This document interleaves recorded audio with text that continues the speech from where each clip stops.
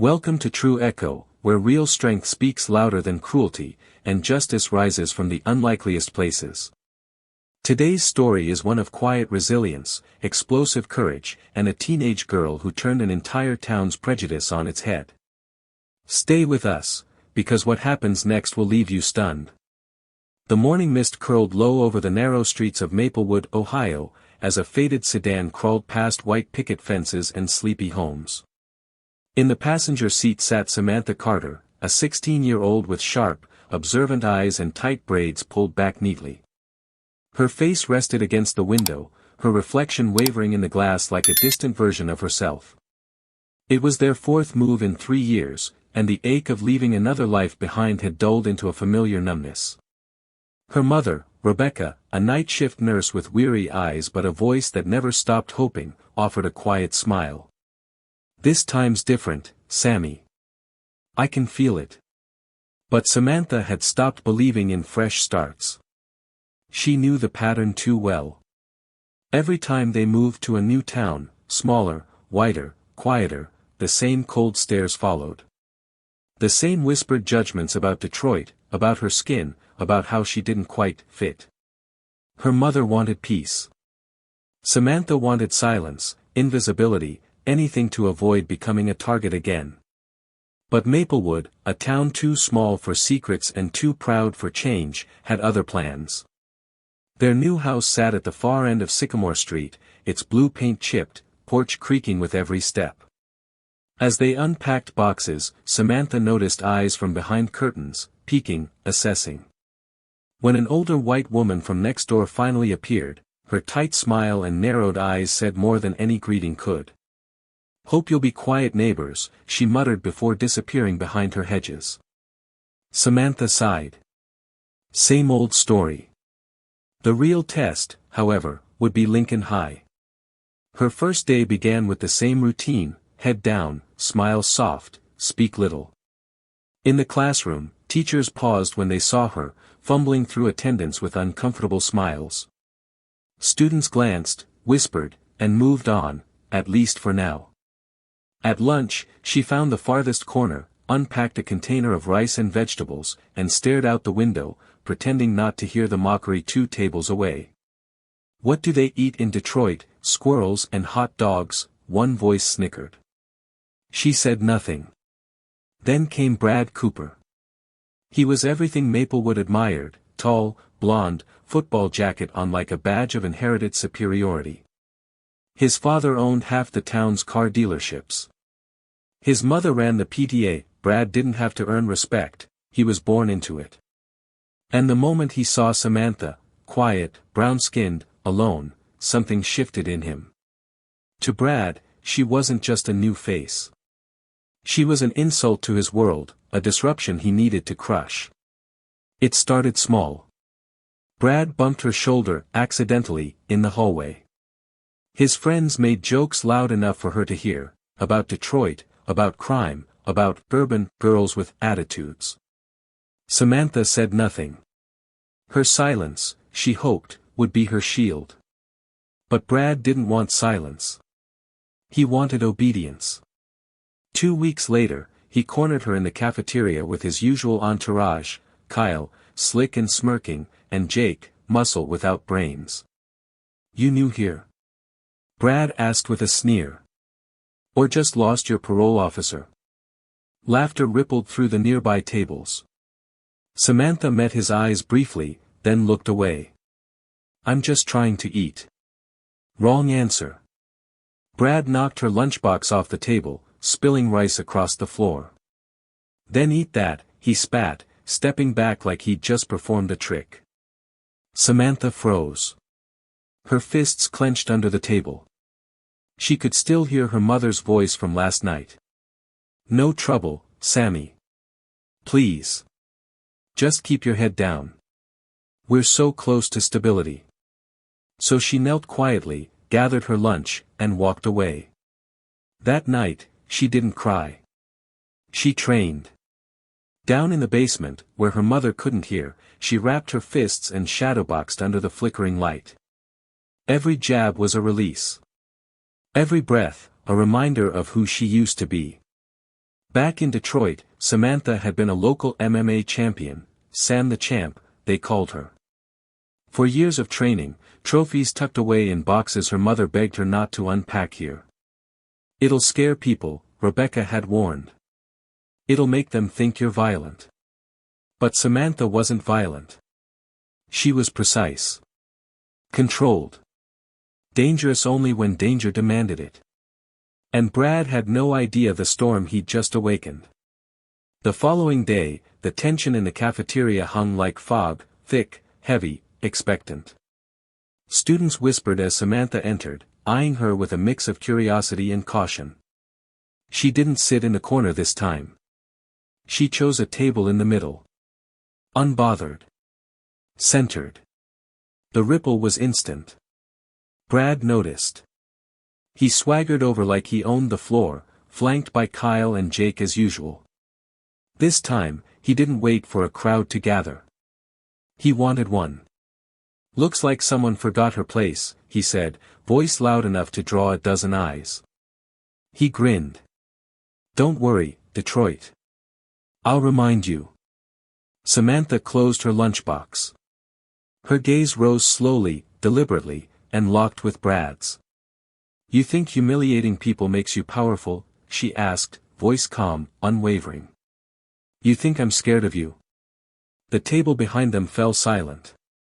A boy nearly dropped his tray. Brad's smirk faltered, just for a second, but then he leaned in close, so close Samantha could smell the cologne drowning his insecurity. "I think this is my school. My town. You're just passing through." Samantha stood up. "Then maybe you should stop underestimating people who pass through." It was enough. Brad didn't respond. He wasn't used to being challenged, especially not by a girl he considered beneath him. Especially not by someone who stood her ground so calmly. By the time she turned and walked away, the entire cafeteria was buzzing.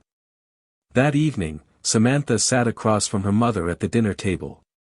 Rebecca noticed the tightness in her daughter's shoulders. "What happened today?" Samantha hesitated. She wanted to spare her mother the worry. But this time, she didn't hide. "He humiliated me last week. Today I stood my ground." Rebecca's fork hovered midair. "Stood your ground, how?" "I didn't fight him," Samantha said softly. "But I told him he was wrong. In front of everyone." Her mother exhaled slowly. "Sammy, that boy's dangerous. Families like his, they don't lose. They find ways to win, even if it means hurting you." Samantha reached across the table, placing her hand on her mother's. "I won't start a fight, Mom. But I'm not afraid anymore." Rebecca's eyes glistened, torn between pride and fear. "Just, be careful. I don't want to lose you." Later that night, Samantha dialed a number she hadn't called in months. Coach Marcus answered on the second ring. "Sammy." "Hey, Coach," she whispered. "Can we talk?" She told him everything: Maplewood, Brad, the cafeteria, the fear she'd swallowed, the restraint she'd practiced. Coach Marcus listened in silence. When she finished, he said, "You've grown." "I'm scared," she admitted. "Not of him. Of becoming what people already believe I am. Angry. Aggressive. Dangerous. You're none of those things, Samantha. You're disciplined. Trained. You're a protector. But protect smart. You don't fight for revenge. You fight when it matters, and only when it's right." "Then what should I do now?" "Wait. Watch.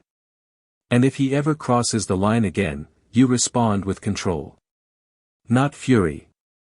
Control." That night, Samantha didn't cry. She slept like a stone. The next morning brought a change in the weather and the mood at Lincoln High. Rain beat against the windows as Samantha walked through the halls, her steps slower, more deliberate. Her shoulders no longer hunched. Brad passed her in the hallway, eyes narrowed.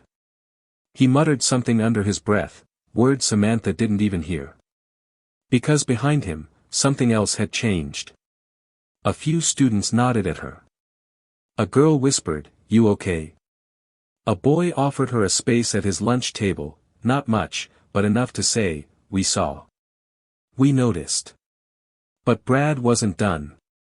On Friday afternoon, Samantha left the school building alone, her hoodie pulled over her braids, backpack heavy. As she rounded the corner near the stadium, she heard them, Brad's voice first, then Kyle and Jake. They were waiting.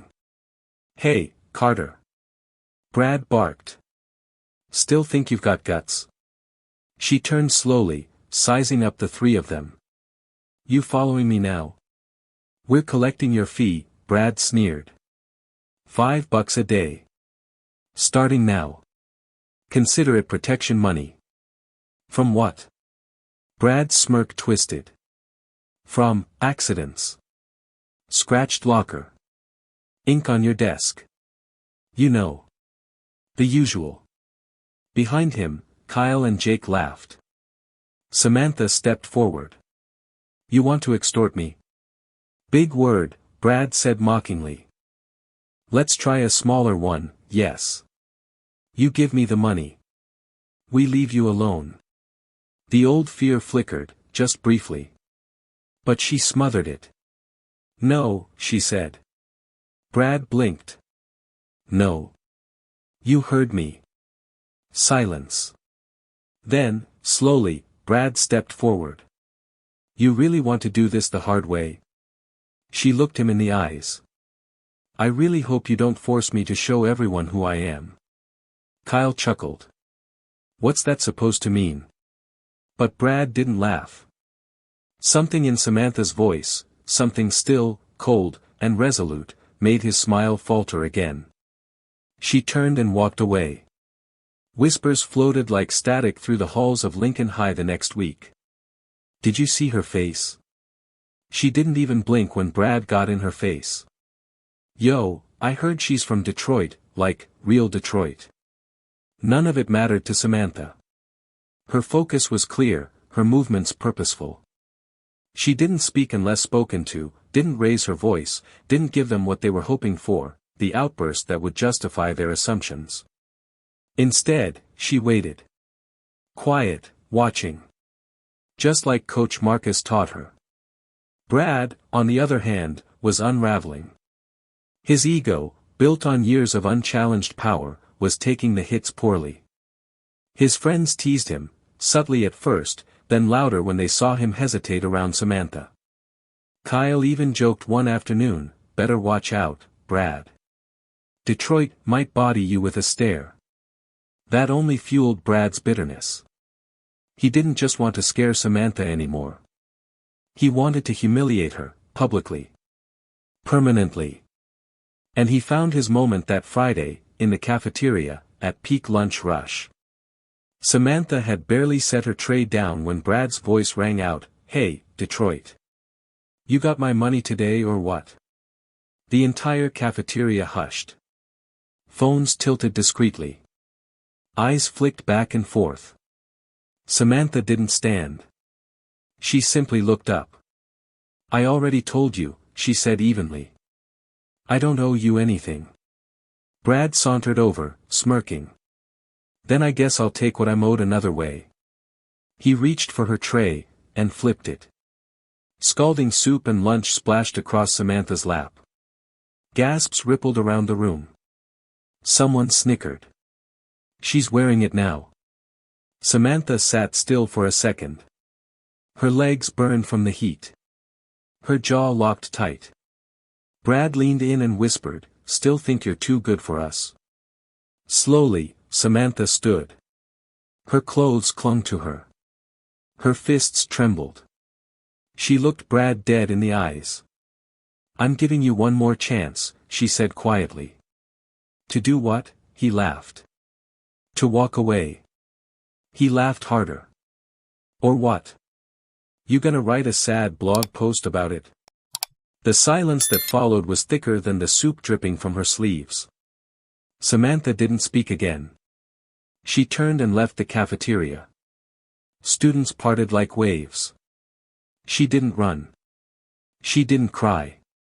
But that night, she didn't go straight home either. Instead, she went to the community center gym. It was after hours, but the manager knew her from earlier visits and let her in. Alone in the dim, dusty training room, Samantha wrapped her hands in white tape, tied her braids tight, and stared at the heavy bag. Then she moved. Left jab. Right cross. Pivot. Low kick. Step back. Elbow strike. Block. Breathe. Again. Hours passed. Every strike released something she'd buried: anger, pain, pride. Every bead of sweat carried the weight of years spent shrinking herself to fit into boxes she never asked for. By the time she finally stopped, her knuckles were raw, her body trembling. But her mind? Sharper than ever. She had made her decision. The next morning, she walked into Lincoln High with steady footsteps and a calm she hadn't felt in weeks. She didn't try to avoid Brad. In fact, she waited for him. By the lockers. Right after practice. Sure enough, Brad emerged from the locker room, surrounded by Kyle, Jake, and a few teammates. Still laughing. Still sure of himself. Until he saw her. Standing there. Arms folded. Waiting. The hallway grew quiet again, like the moments before a thunderclap. Samantha stepped forward. "I have a proposition," she said clearly. Brad blinked. "A what?" "One-on-one," she said. "Behind the stadium after practice. Just us. If you win, I'll pay your protection fee for a whole month. But if I win," she leaned in, "you leave me alone. And you apologize to the school." Laughter exploded around them. Kyle cackled. "Yo, is this real life? She wants to fight you, man." Brad chuckled, but his pride was on a knife's edge. "You sure, Carter? This isn't Detroit. You lose here, and it sticks." "I'm sure," Samantha said. He scoffed. "Fine. I'll embarrass you in front of the whole school." "You already tried that," she said. "Didn't work." And with that, she turned and walked away. That night, as news spread like wildfire through student group chats, the stadium's back lot became the most talked about battlefield in Maplewood. Dozens whispered about the matchup. A few doubted it would happen. Others planned to record it. Brad arrived first, stripped down to a tank top and joggers, cracking his knuckles. He flexed. Grinned. Then Samantha arrived. No fanfare. No crowd. Just her. She wore simple workout pants and a plain t-shirt. Hair tied back. Expression unreadable. "You ready, Detroit?" Brad jeered. "I was born ready," she said. Kyle whistled. "Let's get this show started." Brad lunged. Wild. Reckless. Samantha didn't move until the last second. Then, shift. Sidestep. Elbow. Spin. Tap. Brad fell forward, breath knocked clean out of him. He scrambled up, red-faced. Charged again. This time she ducked, spun low, swept his leg. Flat on his back. Again. The crowd gasped. Third time, Brad roared, rage overtaking reason. He rushed in with a haymaker. Samantha blocked. Grabbed his wrist. Twisted. Dropped him. Pinned him. Silence. She held his arm, but didn't hurt him. Then she whispered, "This is mercy." She let him go. Brad didn't get up. He just lay there, staring at the sky, winded and humiliated. She stood tall. Looked around at the silent faces. And walked away. By sunrise the next day, Lincoln High wasn't just buzzing, it was crackling. Samantha Carter dropped Brad Cooper. With 3 moves. No, seriously, he was crying. On the pavement. Yo, she didn't even break a sweat. The story mutated with each telling, but one truth remained consistent: Brad Cooper, the untouchable king of Lincoln High, had been dismantled. Publicly. Easily. By the quiet black girl no one had expected. By lunch, every table had a theory, every group a retelling. Samantha, meanwhile, sat alone, same table as always. But this time, no one laughed. No one whispered. They stared. Some with fear. Others with awe. A few with guilt.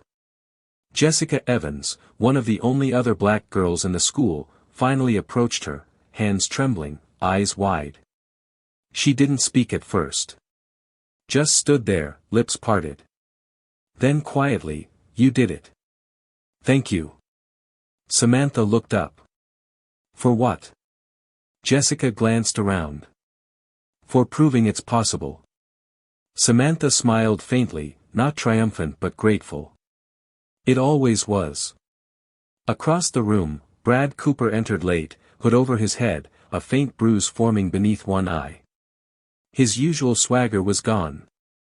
The tables parted like the Red Sea, not out of respect, but avoidance. He glanced at Samantha.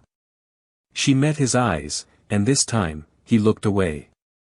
Then, unexpectedly, he walked over. Phones tilted. Forks froze mid-air. Samantha stood, facing him calmly. Brad's jaw clenched. His voice barely above a whisper. "I'm sorry." A beat passed. He looked up. Louder now. "I'm sorry for everything I did. I treated you like trash because I thought I had to protect something. But I was just scared of someone I couldn't control." Gasps echoed through the room. No one had ever seen Brad Cooper apologize, let alone in front of the entire cafeteria. Samantha nodded once. "I accept your apology." And just like that, the entire foundation of Lincoln High shifted. Not everyone clapped. Not everyone smiled. But everyone knew something irreversible had happened. Samantha didn't gloat. She didn't take a victory lap. She returned to her seat and continued eating. But it wasn't long before others came to her. A few girls from cheerleading, eyes shining with curiosity. A couple of younger boys who'd once whispered, "Detroit trash," behind her back, now quiet and awkward with questions about martial arts. A black freshman who sat nearby just to be close, like courage could be absorbed through proximity. Even teachers began to shift, offering smiles, asking about her interests, inviting her into leadership programs they once overlooked her for. Samantha accepted politely, but stayed grounded. She knew popularity didn't equal justice. And she also knew Brad's downfall wasn't the end, it was the beginning of something bigger. Because injustice in Maplewood didn't stop with Brad Cooper. Jessica, Angela, Tasha, and Monique knew it too. They found her after school, near the bus loop, nervous and fidgety. "Sam," Jessica said, "we need your help." Samantha tilted her head. "What's wrong?" Angela looked down. "West Side High. Travis Miller's crew. They've been waiting for us after school." Monique's voice shook.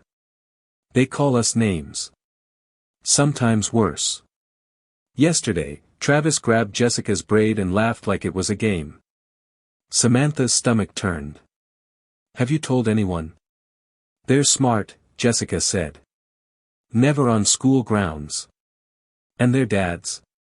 They're rich. They make problems disappear."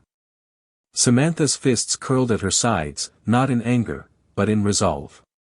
"I'll be there," she said. "Tomorrow. At the bus stop." The 4 girls exchanged stunned glances, then nodded, some on the verge of tears. That night, Samantha didn't train in secret. She trained with purpose. Not for revenge. For protection. To remind herself that silence may keep peace, but only courage brings justice. The next afternoon, Maplewood's bus loop was unusually quiet. The weak sun threw long shadows as the girls gathered, shoulders tense, eyes darting. And then, they came. Travis Miller. 5 boys from Westside. Bigger. Louder. Crueler. Travis stepped forward, tattoos peeking from his collar, hate in his eyes. Look who we have here. Lincoln's princesses. Jessica flinched. Angela backed up. Travis reached for Jessica's braid again, grinning. But before he could grab it, Samantha stepped in front of him. Fast. Solid. Unmoving. Travis blinked. Who the hell are you? Samantha didn't answer. She just watched. Waited. Then, another boy lunged. Too fast. Too aggressive.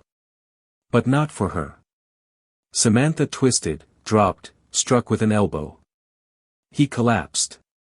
The others froze. Travis snarled, "Get her." A second boy rushed. Samantha pivoted. Swept his leg. Down. Third came screaming with a punch. She ducked. Grabbed his wrist. Flipped him hard. Controlled. Measured. No wasted moves. Then Travis himself charged, like a brute. She let him grab her. Then twisted, pinned, and dropped him on his back. Hard. He groaned, dazed. A slow trickle of blood ran from his lip. The remaining boys scattered, running like rats. The silence that followed was shattered by gasps and stunned whispers. Jessica, Tasha, Monique, and Angela stood frozen, then burst into tears. Of relief. Of pride. Samantha turned to them, her voice calm. You'll never be alone again. The next morning, Maplewood awoke to shockwaves. Word of the bus stop fight had spread across both Lincoln and Westside High like wildfire. Rumors exploded. Travis Miller got wrecked, that girl from Detroit just made 4 guys run, she didn't even break a sweat. But unlike the cafeteria confrontation, this time the consequences were far more explosive, and dangerous. Local forums lit up with speculation. Parents began calling school offices. Anonymous social media posts painted Samantha as violent, dangerous, and a threat to our children. Some praised her. Others demonized her. The line between truth and lies blurred in a storm of fear and racial bias. Travis Miller didn't stay quiet either. Bruised, humiliated, and aching from the loss of his imagined invincibility, Travis exploded in rage. But instead of accepting responsibility, he doubled down. That weekend, he was caught on video assaulting a female student at Westside during a party, grabbing her, slamming a wall, slurring vile threats. The video went viral. For the first time, the town couldn't look away. Travis was arrested on assault charges. Headlines screamed, Westside star student in custody following brutal attack. The town of Maplewood, which had for so long turned a blind eye to the violence of its golden sons, had no choice but to respond. But the Millers weren't going to let their family name fall easily. Douglas Miller, Travis's father and one of Maplewood's most powerful businessmen, mobilized everything at his disposal: attorneys, media contacts, political favors. He crafted a new story, one designed to twist the truth into something grotesque. He claimed Travis's aggression wasn't born of cruelty, but trauma. And the supposed source? Samantha Carter. They painted her as the instigator, the one who humiliated and emasculated Travis publicly, driving him into a mental spiral. Local news began running stories with lines like, Detroit transfer sparks violence in peaceful town, and, was Travis a victim of reverse bullying? Samantha didn't see the worst of it until Monday morning when she walked into school. Students parted like before, but not in awe. In uncertainty. Fear. Even resentment.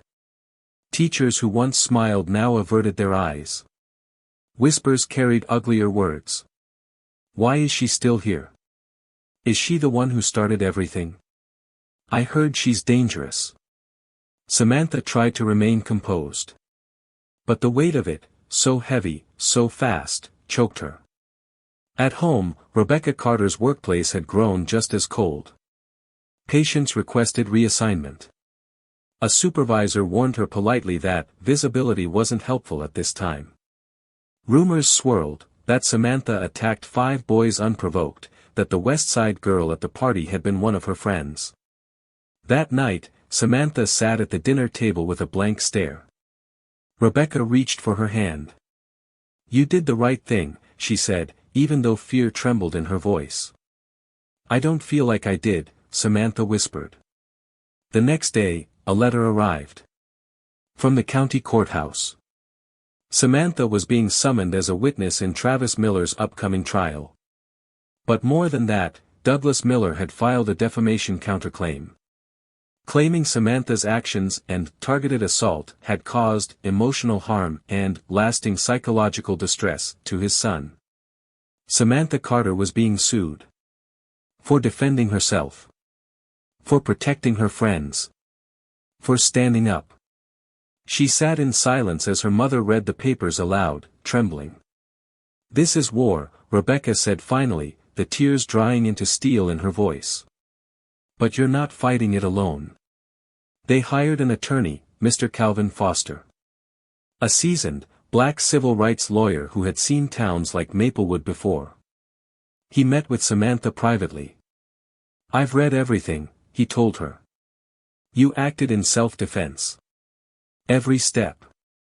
But this trial isn't just about the law, it's about image. About race. They want to use fear to win." Samantha swallowed hard. "What do I do?" "You tell the truth," Mr. Foster said. "With your head held high. And I'll make sure the world listens." The courtroom was packed. Reporters. Parents. Students from both schools. The Millers sat in the front, dressed in luxury. Douglas's face was a mask of calm fury. Travis sat beside him, cleaned up, rehearsed, and pitiful. Samantha entered with her mother and Mr. Foster. And though fear pressed at the edges of her heart, her spine stayed straight. The prosecution opened with venom, painting Samantha as a trained fighter who used her skills to provoke and publicly humiliate a boy with emotional fragility. They called her dangerous, unstable, and the real aggressor. Samantha listened. Silent. Then came her turn to speak. She stood in the witness box. Alone. Under oath. "I didn't start anything," she said softly, but clearly. "I didn't want violence. But when I saw my friends being threatened, being touched, being humiliated, I had a choice. I could look away like everyone else, or I could protect them." She paused. Looked straight at the jury. "I chose to protect." Mr. Foster backed her with video evidence, security footage, bus stop angles, even cell phone clips. Every angle proved Samantha's actions were defensive, precise, and restrained. Then Jessica Evans took the stand. She told them how Travis's crew harassed them for weeks. How she feared going home every day. How no one, no teacher, no parent, helped them until Samantha stepped in. "She didn't hurt them," Jessica said. "She saved us." The courtroom was still. Then came the twist. Several Lincoln High teachers testified, one after another, admitting that they'd heard rumors for years about West Side athletes harassing students of color. No one had done anything. Until Samantha. Mr. Foster stood tall for his closing statement. "Today, you are not judging whether a girl fought back," he said. "You are judging whether a girl is allowed to defend her dignity, her friends, and her right to exist without fear in a town that never welcomed her. Samantha Carter didn't cause violence. She ended it." The jury deliberated for 2 hours. Then returned. The courtroom held its breath. The judge read, "We find the defendant, Samantha Carter, acted in lawful self-defense. All charges dismissed. No fault of emotional harm found." Whispers exploded into cheers. Jessica, Angela, Tasha, and Monique embraced. Samantha sat stunned. Her mother hugged her tightly. "You did it, baby," Rebecca whispered. "You really did it." But Samantha knew, this wasn't a victory for just her. It was the moment the town of Maplewood was forced to confront its sickness, and begin the work of healing. The day after the trial, Samantha Carter's name was everywhere. Local news headlines read, "Teen girl's self-defense shakes Maplewood courtroom. Samantha Carter acquitted, a victory for justice. Maplewood student's case sparks racial reckoning." But outside the courtroom buzz, something deeper had begun to shift in the town itself. For the first time, parents who had once turned away were now talking about injustice openly. Teachers who had quietly stood on the sidelines during Brad and Travis's reign of fear began reflecting on their silence. Students of color, especially black students, stood taller in the hallways. You could feel it, in the cautious hope blooming between lockers, in the cautious but present smiles. Even Samantha's walk through school was different. People didn't just move for her now, they greeted her. With respect. With admiration. But not everyone embraced the change. There were still whispers. Still bitter glances. Still quiet voices in the parking lot muttering, "She just got lucky." Some parents petitioned the school board, arguing that Samantha's aggressive background disqualified her from being a role model. "She's too dangerous to be around our kids," they wrote. But the louder voices came from those who'd seen the truth. 1 week after the verdict, Principal Harris called Samantha into his office. Her mother waited nervously outside, but this time, she wasn't called in to clean up a mess, she was there for a moment of recognition. Principal Harris stood and smiled. "Samantha," he began, "we owe you more than an apology. We owe you thanks." He handed her an official certificate, Honorary Instructor and Program Lead, Lincoln High Empowerment and Self-Defense Initiative. Samantha blinked. "Wait, you're asking me to teach?" "Not just asking," Harris said. "We're launching a new required program next semester. You'll help design it, training all students on basic self-defense, conflict resolution, and respect across difference." Her hands trembled slightly as she held the certificate. "Are you sure the board's okay with this?" He nodded. They weren't. At first. But the tide's turning. Thanks to you. Later that day, as word spread across campus, students began signing up, eagerly. Even some of the same kids who once jeered at her name wanted to learn from her now. And surprisingly, so did Brad Cooper. He approached her quietly after school, holding his gym bag and a hesitant look. "I want to learn," he said. Samantha raised an eyebrow. "Learn what?" "How not to throw haymakers." Brad smirked, but the joke didn't land. "I want to understand what you've been through. And I want to help." "Seriously. I was a bully. I know that now. But I don't want that to be the only thing people remember about me." She studied his face. The arrogance was gone. In its place, genuine remorse. Samantha nodded. "Come by the center on Thursday. Wear gloves." From that moment, Brad became not just a student, but a volunteer. He helped clean mats, sort equipment, and even served as a sparring partner in demonstrations. Some kids scoffed. Others doubted. But Samantha gave him no special treatment, just guidance and expectations. "He's trying," she told the skeptical. And that counts for something. As the weeks turned to months, Samantha's self-defense classes became the most popular elective in the school. But they weren't just about fighting. She used them to teach discipline, emotional regulation, and, most importantly, courage. She taught students that courage wasn't just about fists. It was about speaking when others were silent. Standing when everyone else sat. Protecting the vulnerable, not mocking them. One afternoon, after class, a quiet sophomore named Elijah stayed behind. He was a shy kid, biracial, with thick glasses and a stutter. He fiddled nervously with his bag. "Miss Carter," he asked. "Can I tell you something?" "Of course," she said. "I was scared of you at first. Because people said you were dangerous. But you're not. You're the first person I've ever seen make the whole school feel safe." Samantha smiled. "You know what's stronger than being dangerous?" "What?" "Knowing you don't have to be." Later that spring, a town meeting was held at the Maplewood Civic Center. Samantha, by then a local symbol of justice and resilience, was asked to speak.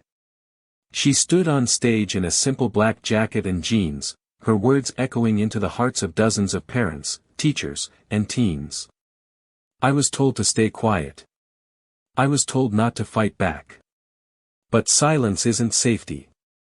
It's surrender. If we want our schools, our neighborhoods, and our kids to thrive, we have to teach them not just how to protect themselves, but when to speak up for others." The standing ovation she received wasn't for a student who won a fight. It was for a leader who started a movement.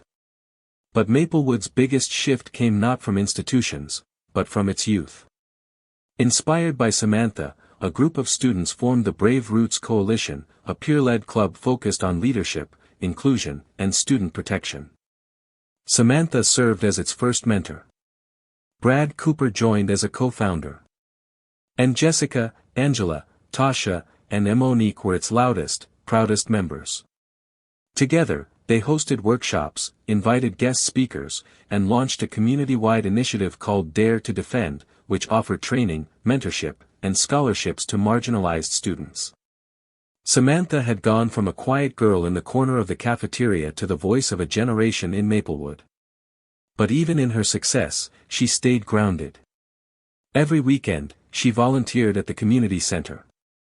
Every night, she helped her mom prep meals and watched old fight footage from her Detroit days, smiling at how far she'd come. Because for Samantha Carter, victory didn't live in the courtroom or the dojo. It lived in every student who now dared to speak up.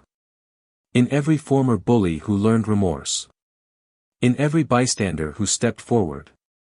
And in every scared kid who finally felt seen. The morning of graduation arrived draped in a soft golden glow, sunlight spilling across Maplewood like a quiet blessing.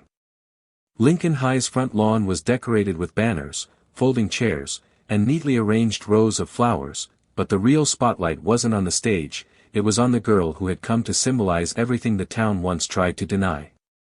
Samantha Carter stood in front of her mirror, smoothing her gown, her cap resting gently over her tight, proud braids. Rebecca Carter adjusted the collar of her daughter's robe with trembling fingers, eyes glassy. "You're really leaving now," she whispered. "I'm not leaving," Samantha replied with a gentle smile. "I'm expanding." Together, they stepped outside, greeted by neighbors who used to peek through curtains and now waved with genuine respect. One elderly couple even offered a basket of cookies with a note that read, "Thank you for waking up our town." The auditorium buzzed with anticipation. Parents, teachers, students, and even local reporters gathered in the packed hall, waiting for the moment that had been promised. Samantha's name had been printed not just in the program, but on banners, local newspapers, and civic center walls. As she walked down the aisle to her seat, heads turned. Applause rose. Even those who had once whispered, "Detroit troublemaker," now stood to honor her courage. When her name was called, Principal Harris's voice cracked slightly. "Samantha Carter, with distinction, and with our eternal gratitude." She stepped onto the stage. Calm. Grounded. Her diploma was handed over, but it wasn't the paper that brought tears to her eyes, it was the moment. The journey. Then, the mic was handed to her. And the crowd fell still. Samantha took a deep breath, her voice carrying into every corner of the hushed room. "I came to this town believing silence was survival. I thought if I kept my head down, didn't make waves, I'd be safe. But I learned something Maplewood, and maybe this entire country, needs to remember: silence never stops injustice. It feeds it. She paused, eyes scanning rows of tear-filled eyes and nodding heads. I didn't fight because I wanted to. I fought because I had to. I didn't raise my fists to hurt anyone, but to protect those no one else would. A murmur of agreement rippled through the crowd. But real strength, she continued, voice rising slightly, it's not in muscle or martial arts. It's in standing when no one else will. In protecting someone even when it's easier to walk away. In changing, when you've made mistakes. Brad Cooper, seated near the back, bowed his head slightly. Samantha's gaze lingered on him before she smiled. And that means anyone can change. Even the people who once hurt you can stand beside you, if they choose courage over pride. She ended with a quiet declaration that left not a dry eye in the room. I am proud to be black. Proud to be from Detroit. Proud to be a protector. But most of all, I'm proud of this town, because we've begun to wake up. And I pray we never fall asleep again. The crowd rose to its feet in thunderous applause. Some wept. Some clapped like their hands couldn't keep up with their hearts. And Rebecca Carter? She cried the hardest, her hands over her mouth, her body shaking with pride. After the ceremony, Samantha was presented with the Maplewood Medal of Integrity, the first student in the town's history to receive such an honor. It was pinned to her robe beneath her diploma ribbon. But even then, Samantha refused to stand alone. She waved Jessica, Angela, Monique, and Tasha to the front. And in front of every camera, she draped half her medal ribbon over their shoulders. They were brave before I ever stepped in, she said. And they'll keep being brave long after I'm gone. That fall, Samantha moved to a nearby city to study sports psychology at a top university. She could have gone further, received offers from Ivy Leagues, national media outlets, even publishers asking for a book deal. But Samantha chose closeness to home. Because Maplewood wasn't just her past, it was her mission. On weekends, she returned to lead sessions at the Brave Roots Leadership Center, the self-defense and mentorship space she founded with community donations and a state education grant. The walls were lined with photos of students, laughing, training, crying, healing. A quote from Samantha hung near the entrance. You are not weak because you're afraid. You're strong because you keep standing anyway. Her classes remained packed. Not just with black kids, but with white students, immigrants, LGBTQ teens, even former bullies, who all came to learn how to lead, not just fight. Samantha's teachings extended beyond technique. She spoke of justice, restraint, forgiveness, and what it meant to protect with heart, not hatred. Even Brad Cooper became one of her fiercest advocates. He volunteered weekly, spoke at local events, and once publicly admitted, if Samantha hadn't stopped me, I'd probably be a monster in a suit right now. Instead, I get to be someone my future kids won't be ashamed of. By the time Samantha turned 22, Brave Roots had expanded to 3 neighboring counties. She was invited to speak at national youth summits, consulted for school districts on anti-bullying programs, and even met with members of Congress to advise on youth violence prevention. But she never chased the spotlight. She always returned to Maplewood. Always walked the streets where she had once been spat at, mocked, cornered. Not for revenge, but to check in on the next scared kid walking those halls. To let them know they weren't alone. Because Samantha Carter was never just a fighter. She was a builder. A protector. A reminder that one small, quiet, underestimated girl could shake a whole town awake, and rebuild it with courage, love, and justice. True echo closing and call to action. Samantha Carter's story isn't just about strength, it's about transformation. From bullied teen to community hero, she proved that standing up isn't just brave, it's necessary. And sometimes, the smallest voice becomes the one that echoes the loudest. Have you ever had to stand up against injustice, even when you were scared? Share your story below, it might just inspire someone who needs it right now. If you believe in the power of real courage and the strength of young leaders like Samantha, don't forget to like this video, subscribe to True Echo, and share this story with someone who needs a little hope today.